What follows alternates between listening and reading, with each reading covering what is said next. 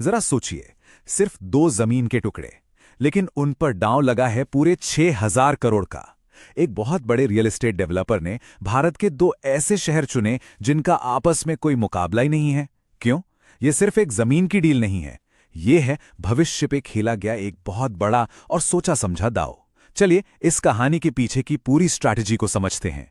तो सवाल यही उठता है कि भाई जब कोई कंपनी सिर्फ 16 एकड़ जमीन पर 6,000 करोड़ रुपए लगाने को तैयार हो जाती है तो ये सिर्फ एक इन्वेस्टमेंट नहीं रह जाता, ये एक सिग्नल है, एक मैसेज। तो ये हमें बाजार के छिपे हुए ट्रेंड्स और आने वाले कल के बारे में क्या बता रहा है?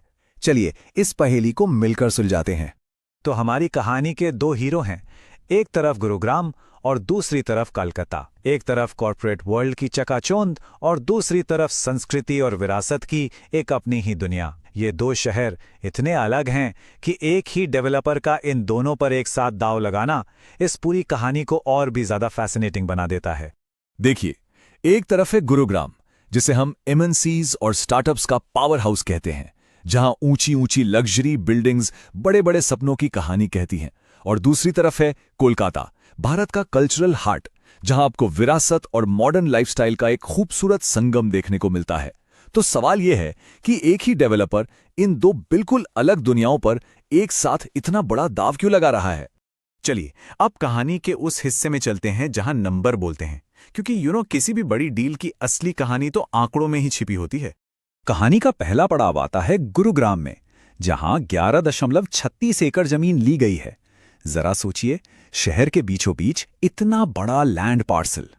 और फिर इस कहानी में जुड़ता है कोलकाता का 5 एकड़ का एक प्राइम जमीन का टुकड़ा, मतलब कुल मिला के हो गए लगभग 16 एकड़। लेकिन असली खेल इस जमीन के साइज का नहीं, इसकी कीमत का है।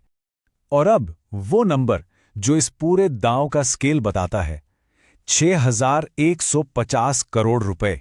जी हां, आपने सही सुना, 6,150 करोड़ रुपए से भी ज्यादा की अनुमानित कमाई। ये सिर्फ एक इन्वेस्टमेंट नहीं है, ये मार्केट के भविष्य पर एक बहुत बड़ी कैलकुलेटेड बेट है। चलिए अब जरा इस कहानी के पहले चैप्टर को खोलते हैं। गुरुग्राम। ये सौदा सिर्फ जमीन का नहीं है, ये इस बात का भी संकेत है कि डेवलपर की नजरें किस खास तरह के खरीदार पर टिकी हैं। इस डील की डिटेल्स वाकई में काफी दिलचस्प हैं। सबसे पहले लोकेशन देखिए, गुरुग्राम का सेक्टर 63A, जो एक टॉप टियर इलाका माना जाता है। और ये कोई जॉइंट वेंचर नहीं, बल्कि एक सीधी खरीद है, मतलब पूरा कंट्रोल डेवलपर के हाथ में। प्लान है यहाँ प्रीमियम लो राइज और हाई राइज घर बनाने का, जिससे अकेले 4,500 करोड़ रुपए की कमाई का अनुमान है। तो इससे साफ है कि गुरुग्राम के लग्जरी मार्केट पर भरोसा अटूट है। तो गुरुग्राम से अब चलते हैं सीधा पूरब की ओर और समझते हैं कोलकाता में हुए दूसरे स्ट्रेटेजिक मूव को। ये सौदा गुरुग्राम से बिल्कुल अलग तरीके से किया गया था, जो डेवलपर की अडैप्टेबिलिटी को दिखाता है। कोलकाता की कहानी भी कुछ कम दमदार नहीं है। लोकेशन है शहर की लाइफलाइन, ईएम बाईपास के पास, और ये जमीन एक ऑक्शन में जीती गई है, जिसका सीधा मतलब है कि इसे पाने के लिए कंपटीशन काफी तगड़ा रहा होगा। यहां भी प्लान एक प्रीमियम रेजिडेंशियल प्रोजेक्ट का ही है, जिससे करीब 1,650 करोड़ रुपए का रेवेन्यू जनरेट होने की उम्मीद है। तो एक तरफ गुरुग्राम, दूसरे तरफ कोलकाता, ये 2 अलग अलग पहेलियां मिलकर आखिर कौन सी बड़ी तस्वीर बना रही हैं? चलिए अब डॉट्स को कनेक्ट करते हैं और इस खेल के पीछे की असली रणनीति को डिकोड करते हैं। और फिर आता है कंपनी के एमडी और सीईओ का ये बयान, जो सारी कहानी साफ कर देता है। जरा सोचिए, जब कोई कहता है कि उसने अपने पूरे साल के टारगेट से दोगुना अचीव कर लिया है, तो ये सिर्फ एक कामयाबी नहीं है, ये बाजार पर अपना दबदबा कायम करने का एक खुला ऐलान है। तो फ्लैट्सकार्ट का विश्लेषण इस पर क्या कहता है?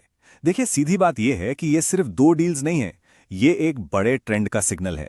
पहली बात, बड़े डेवलपर्स बहुत तेजी से प्राइम लैंड खरीद रहे हैं। दूसरी, उनका पूरा भरोसा प्रीमियम और लग्जरी हाउसिंग सेगमेंट पर है। तीसरी, उनका फोकस गुरुग्राम के सेक्टर 63A और कोलकाता के ईएम बाईपास जैसे हाई ग्रोथ इलाकों पर है। और आखिर में अपने लक्ष्यों को इतनी आसानी से पार करना ये दिखाता है कि बाजार को लेकर उनका नजरिया कितना ज्यादा पॉजिटिव और बुलिश है।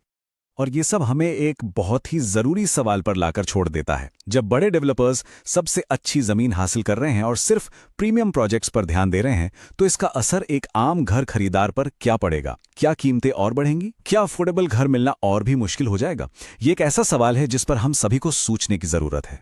उम्मीद है इस कहानी ने आपको रियल एस्टेट की इन बड़ी चालों को समझने में मदद की होगी।